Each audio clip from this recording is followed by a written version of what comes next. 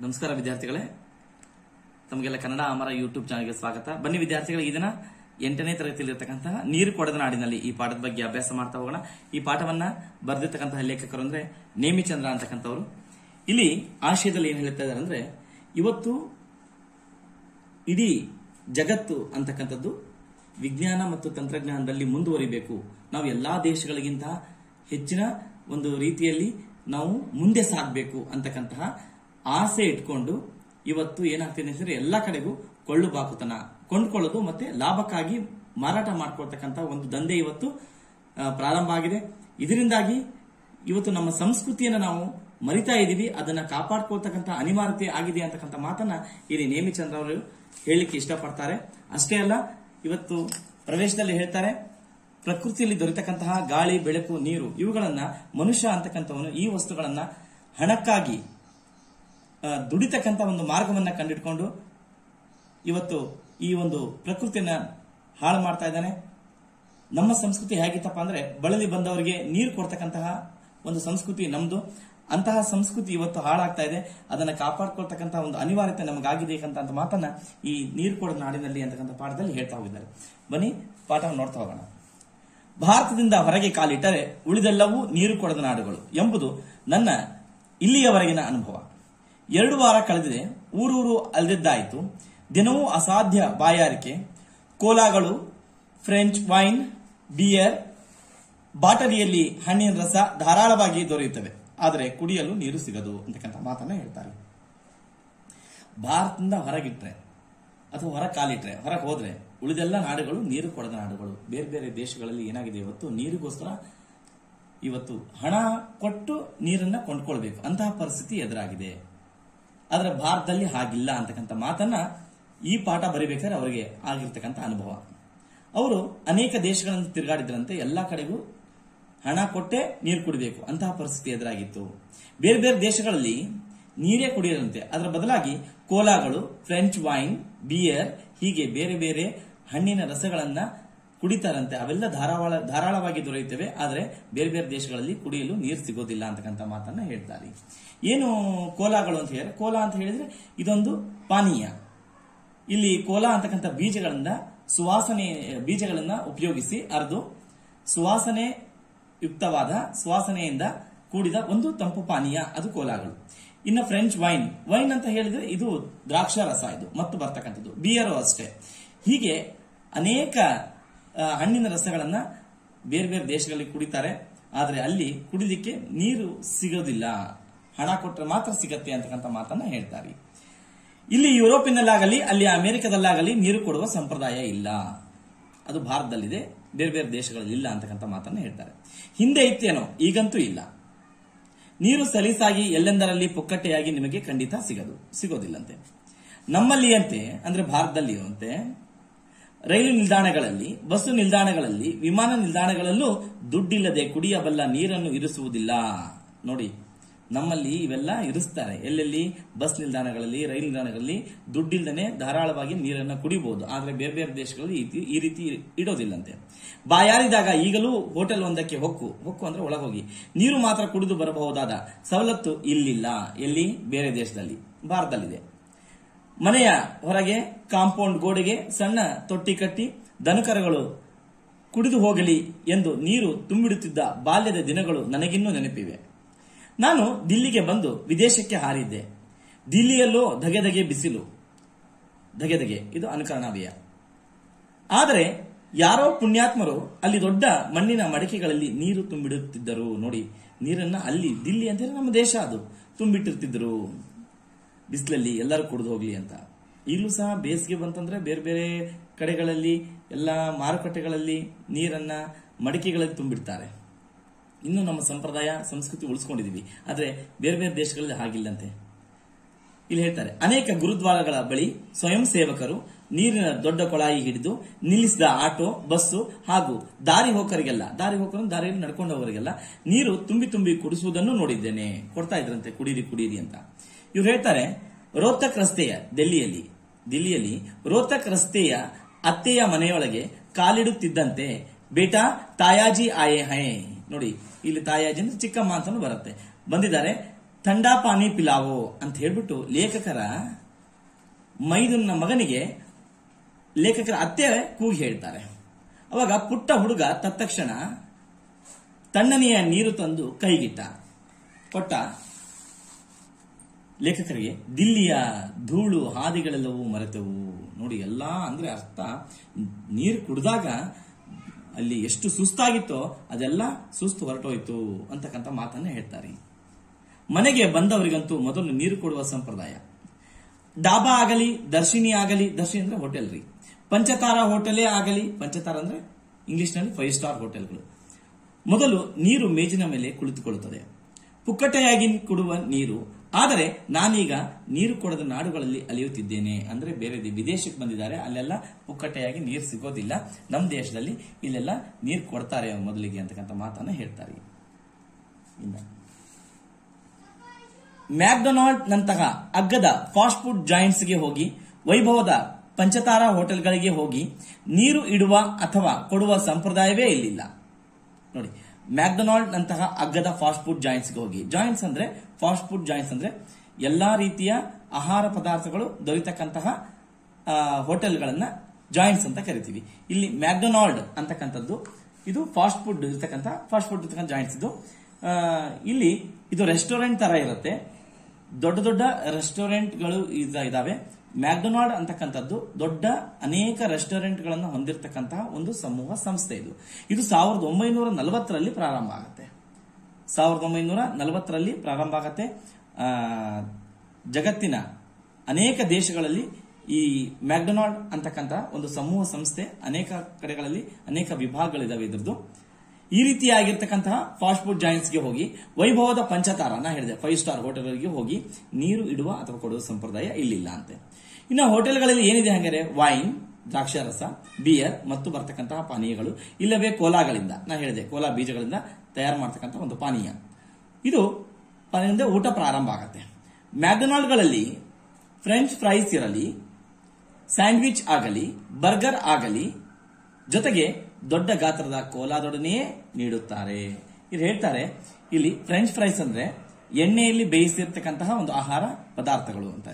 ಇನ್ನು ಸ್ಯಾಂಡ್ವಿಚ್ ಮತ್ತೆ ಬರ್ಗರ್ ಅಂದ್ರೆ ಬ್ರೆಡ್ ಮತ್ತು ತರಕಾರಿಗಳಿಂದ ಮಾಡಿರ್ತಕ್ಕಂಥ ಆಹಾರ ಪದಾರ್ಥಗಳನ್ನ ಇಲ್ಲಿ ಬರ್ಗರ್ ಮತ್ತೆ ಸ್ಯಾಂಡ್ವಿಚ್ ಅಂತ ಕರಿತೀವಿ. ಇವೆಲ್ಲ ಕೊಡ್ಬೇಕಾದ್ರೆ ಜೊತೆಗೆ ಕೋಲಾದನ್ನು ಕೊಡ್ತಾರಂತೆ. ಮಧ್ಯಾಹ್ನದ ಊಟದ ಸಮಯ. ನಾನು ನೀರು ಎಂದು ಬಡಬಡಿಸುವಾಗ ಸಣ್ಣ ಬಾಟಲಿಯಲ್ಲಿ ನೀರು ಬರುತ್ತಿತ್ತು. ಕುಡಿದು ನೋಡಿದ್ರೆ ಅದು ಬರೀ ಸೋಡಾ ಅಲ್ಲ, ವಾಟರ್ ಎನ್ನುತ್ತಿದ್ದೆ. ಸೋಡಾ ಬೇಡ ನನಗೆ, ವಾಟರ್ ಕೊಡಿ ಅಂದ್ರೆ ಇದು ನೀರೇ, ಸ್ಪಾರ್ಕ್ಲಿಂಗ್ ವಾಟರ್ ಎನ್ನುತ್ತಿದ್ರು. ಅಂದ್ರೆ ಮಿಂಚುವ, ಹೊಳೆಯುವ, ಅತೀ ಶುದ್ಧ ಮಾಡಿರ್ತಕ್ಕಂತಹ ಅಂತ ಅರ್ಥ ಇಲ್ಲಿ. ಅಪ್ಪ ಮಹನೀಯರೇ, ನನಗೆ ಹೊಳೆಯುವ ನೀರು ಬೇಡ, ಸಾದಾ ನೀರು ಕೊಡಿ ಎಂದೇ ಪುಟ್ಟ ಬಾಟ್ಲು ತರಿಸಿದ್ರು. ಸಾದಾ ನೀರು ಕೊಡಿ ಅಂತ ಕೇಳಿದೆ, ಹೊಳೆಯುವ ನೀರು ಬೇಡ ಅಂತ ಹೇಳಿದಾಗ ಒಂದು ಪುಟ್ಟ ಬಾಟ್ಲು ತರಿಸಿದ್ರಂತೆ. ಅದು ಸ್ಟಲ್ ವಾಟರ್, ಹೊಸ ಪದಪುಂಜವನ್ನು ಕಲಿತೆ ಅಂತ ಹೇಳ್ತಾರೆ. ಇಲ್ಲಿ ಸ್ಟಲ್ ವಾಟರ್ ಅಂದ್ರೆ ಯಾವಾಗೋ ತುಂಬಿಟ್ಟಿದ್ ನೀರು ಒಂದು ಬಾಟ್ಲಿಯಲ್ಲಿ. ಅದು ಈಗ ತಾನೇ ಫ್ರೆಶ್ ನೀರಲ್ಲ, ಯಾವಾಗೋ ತುಂಬಿಟ್ಟಿದ್ ನೀರನ್ನ ಸ್ಟಲ್ ವಾಟರ್, ಅದು ಹೊಸ ಪದಪುಂಜವನ್ನು ಕಲಿತೆ ಅಂತಾರೆ. ಅದನ್ನು ಕುಡಿದು ನೋಡಿದ್ರೆ ಅದರಲ್ಲೂ ಅಲ್ಪ ಮಟ್ಟದ ಸೋಡಾ, ಅದರಲ್ಲೂ ಸ್ವಲ್ಪ ಸೋಡಾ ಇದ್ದೇ ಇತ್ತು. ಕಡೆಗೂ ದುಡ್ಡು ಕೊಟ್ಟರು ಸೀದಾ ಸಾದಾ ನೀರು ಸಿಗುವುದು ಅಪರೂಪವಿತ್ತು. ಎಲ್ಲಿ? ವಿದೇಶಗಳಲ್ಲಿ. ಏಕೆ ಹೀಗೆ? ಉತ್ತರ ಹೊಳೆಯುವುದೇನು ಕಷ್ಟವಲ್ಲ. ಪುಕ್ಕಟೆಯಾಗಿ ಏನನ್ನು ಕೊಡದಿದ್ರೆ ನೀವು ಕೊಳ್ಳುತ್ತೀರಿ. ಪುಕ್ಕಟೆಯಾಗಿ ಏನು ಕೊಡಲ್ಲ ಅಂದ್ರೆ ನೀವು ಕೊಂಡ್ಕೊಳ್ಳಿಕ್ಕೆ ಬೇಕು. ಕೊಳ್ಳುತ್ತಿರುವುದು ಸೀದಾ ಸಾದಾ ಅಲ್ಲ ಎಂದು ನಂಬಿಸಿದರೆ, ಕೊಂಡ್ಕೊಳ್ತಾ ಇರೋದು ಸರಿ ಇಲ್ಲ ಅಂತ ಹೇಳಿ ಗೊತ್ತಾದ್ರೆ, ಅದು ಫ್ರೆಶ್ ಇಲ್ಲ ಅಂತ ಗೊತ್ತಾದ್ರೆ ಮತ್ತಷ್ಟು ಕೊಳ್ಳುತ್ತೀರಿ, ನೀವು ಜಾಸ್ತಿನೇ ಕೊಂಡ್ಕೊಳ್ತೀರಾ. ಕೊಳ್ಳುತ್ತಿರುವುದು ಅದ್ಭುತವಾದದ್ದು ಎಂದರೆ ಬಹಳ ಚೆನ್ನಾಗಿದೆ ಅಂತ ನಿಮ್ಗೆ ಒಂದ್ಸರಿ ಗೊತ್ತಾದ್ರೆ ಇನ್ನಷ್ಟು ಕೊಳ್ಳುತ್ತೀರಿ. ಹೀಗೆ ಕೊಳ್ಳುಬಾಕು ಸಂಸ್ಕೃತಿಯ ತಳಹದಿಯೇ ಇಲ್ಲಿದೆ, ಎಲ್ಲಿ? ವಿದೇಶಗಳಲ್ಲಿ ಅಂತಕ್ಕಂಥ ಮಾತನ್ನ ಹೇಳ್ತಾರೆ. ಎಷ್ಟು ಚೆನ್ನಾಗಿದೆನೋ ಅಷ್ಟು ನಾವು ಕೊಂಡ್ಕೊಳ್ತಾ ಹೋಗ್ತೀವಿ. ನೀರು ನಮಗೆ ಧಾರಾಳವಾಗಿ ಎಲ್ಲೆಡೆ ಪುಕ್ಕಟೆಯಾಗಿ ದೊರೆತರೆ, ಅಕಸ್ಮಾತ್ ನಾವು ಎಲ್ಲಿ ಬೇಕಾದಲ್ಲಿ ಪುಕ್ಕಟೆ ನೀರನ್ನು ಕುಡಿತಾ ಹೋದ್ರೆ ಕೋಲಾ ಕಂಪನಿಗಳ ಜಾಹೀರಾತಿಗೆ ಮಣಿಯುವುದೇ ಹೇಗೆ? ನೋಡಿ, ಜಾಹೀರಾತು ಅಂದ್ರೆ ಅಡ್ವರ್ಟೈಸ್ಮೆಂಟ್ ಕೊಡ್ತಾರಲ್ಲ, ಅವ್ರಿಗೆ ಹೆಂಗ್ ದುಡ್ಡು ಬರುತ್ತೆ? ಮತ್ತೆ ನಾವು ನೀರು ಕುಡಿಯಕ್ಕೆ ಹತ್ಬಿಟ್ರೆ ಇವನ್ಯಾರು ಕುಡಿಯೋರು? ಇದು ಒಂದು ಬಗೆಯ ಸೂಕ್ಷ್ಮ ರೀತಿಯ ಸೈಕಾಲಜಿಕಲ್ ವಾರ್ಫೇರ್. ಸೈಕಾಲಜಿಕಲ್ ವಾರ್ಫೇರ್ ಅಂದ್ರೆ ಇಲ್ಲಿ ಮಾನಸಿಕ ಯುದ್ಧ. ಏನಂಗಂದ್ರೆ ನಿಮ್ ಮನಸ್ಸಲ್ಲಿ ಕುತ್ಕೊಂಡ್ಬಿಟ್ಟಿದೆ, ಅದನ್ನ ಕುಡಿದ್ರೇನೆ ನಾವು ಆರಾಮಾಗಿರ್ತೀವಿ, ಅದು ಫ್ರೆಶ್ ವಾಟರ್, ಬೇರೆ ಕುಡಿದ್ರೆ ನಮಗೆ ಅನಾರೋಗ್ಯ ಉಂಟಾಗತ್ತೆ, ಬೇರೆ ಬೇರೆ ಕಾಯಿಲೆಗಳು, ಕೆಮ್ಮು, ಜ್ವರ ಬರುತ್ತೆ ಅಂತ ನಿಮ್ಮ ಸೈಕಾಲಜಿಕಲ್ ಅಂದ್ರೆ ನಿಮ್ಮ ಮಾನಸಿಕ ಒಂದು ಸ್ಥಿತಿ ಅದು. ನೀವು ಅಲ್ಲೇ ಮನಸ್ಸಲ್ಲಿ ಡಿಸೈಡ್ ಮಾಡ್ಕೊಂಡ್ಬಿಟ್ಟಿದ್ರ. ಅಮೆರಿಕದ ಉದ್ದಗಲವನ್ನು ವಾರಗಟ್ಟಲೆ ಅಲಿಯುವಾಗ ಎಲ್ಲೆಡೆಯಲ್ಲಿ ಗಮನಿಸಿದ್ದೆ. ಎಲ್ಲ ಕಡೆ ಅಮೆರಿಕ ಹೋದಾಗ ಎಲ್ಲ ಕಡೆಗೂ ನೋಡಿದ್ದೆ ನಾನು. ದೊಡ್ಡ ಗಾತ್ರದ ಕೋಲಾ ಬಾಟಲ್ಗಳಿಗೆ $0.99 ಬೆಲೆ. 0.99 ಅಂದ್ರೆ $1 ಹೆಚ್ಚು ಕಡಿಮೆ. $1 ಈಗ 85-84 ರೂಪಾಯಿ ಇದೆ ಸದ್ಯದ. ಅದು ಪ್ರತಿ ಸರಿ ಬದಲಾವಣೆ ಆಗ್ತಾ ಇರುತ್ತೆ, 2 ದಿನಕ್ಕೆ 3 ದಿನಕ್ಕೆ ಒಂದ್ಸರಿ. ಅದೇ ಸಣ್ಣ ಗಾತ್ರದ ನೀರಿನ ಬಾಟಲಿಗೂ ಅದಕ್ಕಿಂತ ಹೆಚ್ಚಿನ ಹಣ.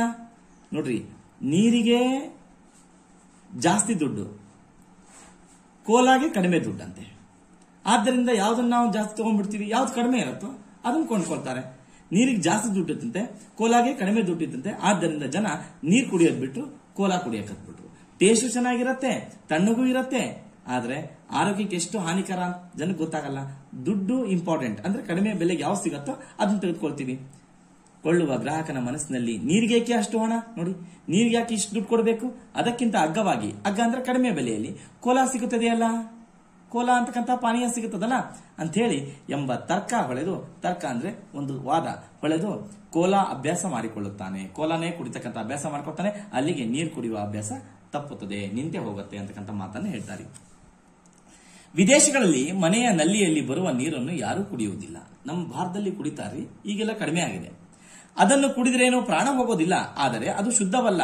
ಶುದ್ಧ ನೀರನ್ನು ಬಾಟಲಿಯಲ್ಲಿ ಕೊಂಡು ಮಾತ್ರ ತರಬಹುದು ಎಂದು ಇಡೀ ದೇಶದ ತಲೆ ತೊಳೆದಿರುವಾಗ, ನೋಡಿ ಎಲ್ಲರೂ ಅಂದ್ಕೊಂಡ್ಬಿಟ್ಟಿದ್ರೆ ಶುದ್ಧ ನೀರು ಸಿಗೋದು ಬಾಟಲಿಯಲ್ಲಿ ಮಾತ್ರ ಅಂತ ಹೇಳಿ ಅಂದ್ಕೊಂಡಿರುವಾಗ ಪ್ರತಿಯೊಬ್ಬರೂ ನೀರನ್ನು ಕೊಂಡು ಕುಡಿಯುತ್ತಾರೆ. ಎಲ್ಲರೂ ದುಡ್ಡು ಕೊಟ್ಟೆ ಕೊಂಡ್ಕೊಂಡು ಕುಡಿತಾರೆ. ಇಂತಹುದೇ ಹುನ್ನಾರು ಭಾರತದಲ್ಲಿ ಅದಾಗಲೇ ಆರಂಭವಾಗಿದೆ. ಈಗಲೂ ಸಹ ನೋಡಿ, ಈಗಾಗಲೇ ಹೇಳ್ತಾರೆ ಭಾರತಕ್ಕೆ ಬಂದ್ರು.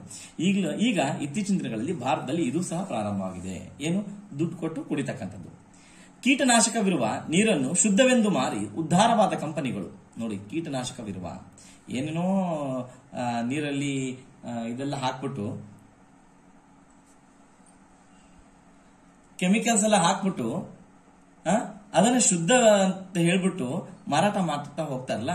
ಮತ್ತೆ ಆದ್ರಿಂದ ಕೊಳ್ಳುಬಾಕ ಸಂಸ್ಕೃತಿಯ ಪರಾಕಾಷ್ಠೆ ಅಂದ್ರೆ ಕೊಳ್ಳುಬಾಕತನ ಕೊಂಡ್ಕೊಳ್ತಕ್ಕಂಥದ್ದು. ಅದು ಎಷ್ಟು ಪರಾಕಾಷ್ಠೆ ಅಂದ್ರೆ ತುತ್ತ ತುದಿ ಏರ್ಬಿಟ್ಟಿದೀವಿ ಈಗ. ಅದು ಬೇಕೇ ಬೇಕು. ಆದ್ರಿಂದ ನನಗೆ ನೀರು ಕೊಡದ ನಾಡುಗಳು ಕಾಣುತ್ತವೆ.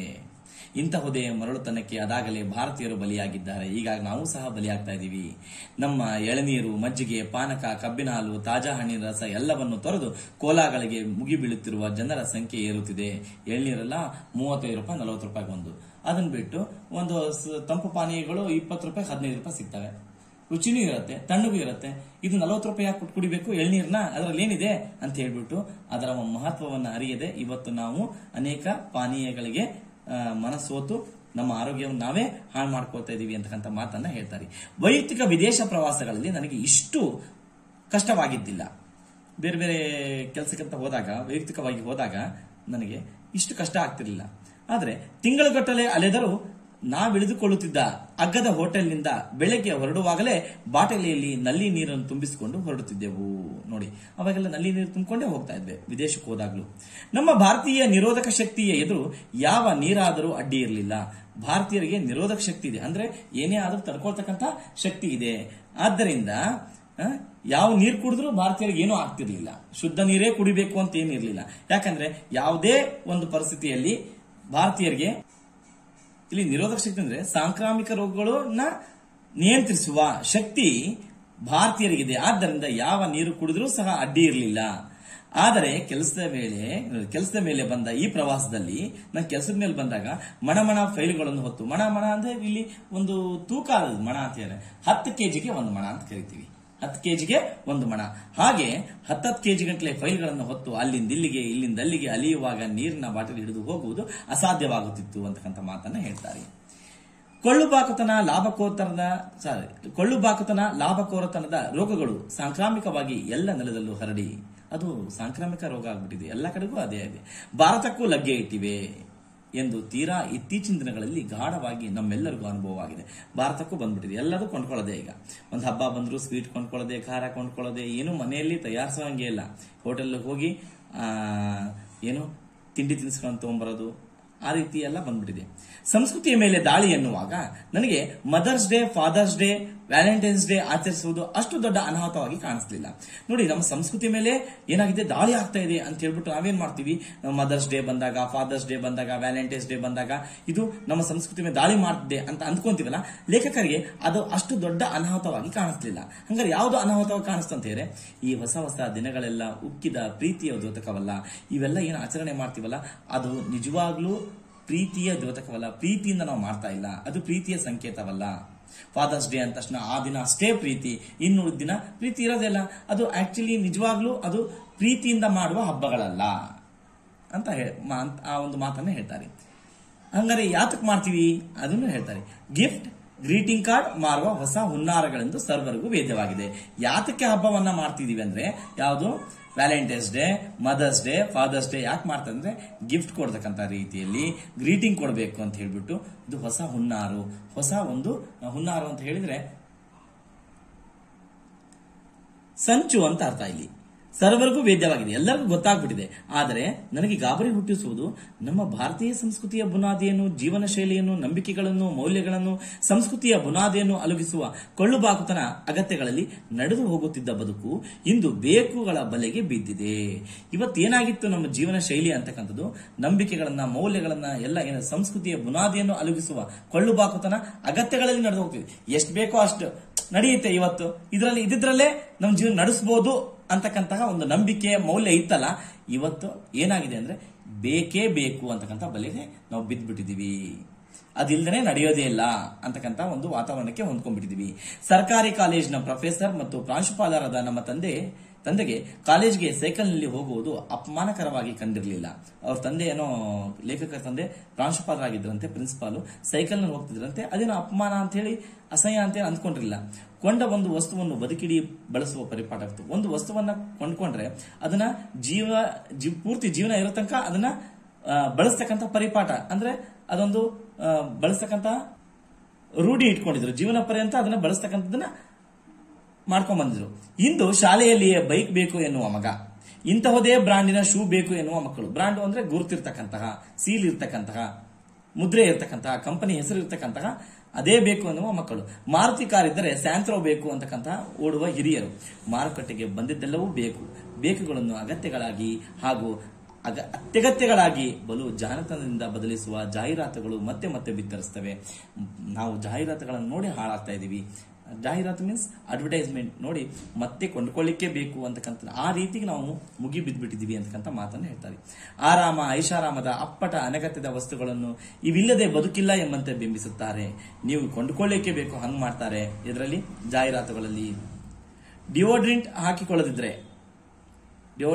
ಹಾಕಿಕೊಳ್ಳದಿದ್ದರೆ ತಾನು ನಾತ ಬಡಿಯುತ್ತೇನೆ ಎಂಬಷ್ಟು ಕೀಳರಿಮೆಯನ್ನು ಹುಟ್ಟಿಸಬಲ್ಲರು. ಕೊನೆಗೆ ಎಲ್ಲವೂ ನಿಮ್ಮನ್ನು ಕೊಳ್ಳುವಂತೆ ಪ್ರೇರಿಸುತ್ತವೆ. ಕೆಲವು ಸೆಂಟ್ ಹಾಕೋತಾರಲ್ಲ, ಅದ್ರ ಬಗ್ಗೆನೂ ಹೇಳ್ತಾರೆ ಇಲ್ಲಿ. ಕೆಲವು ವರ್ಷಗಳ ಹಿಂದೆ ದಿನಪತ್ರಿಕೆಯಲ್ಲಿ ಓದಿದ್ದೆ. ಜನಪ್ರಿಯ ಹೋಟೆಲ್ನ ಮಾಲೀಕರೊಬ್ಬರು ಬರೆದಿದ್ರು.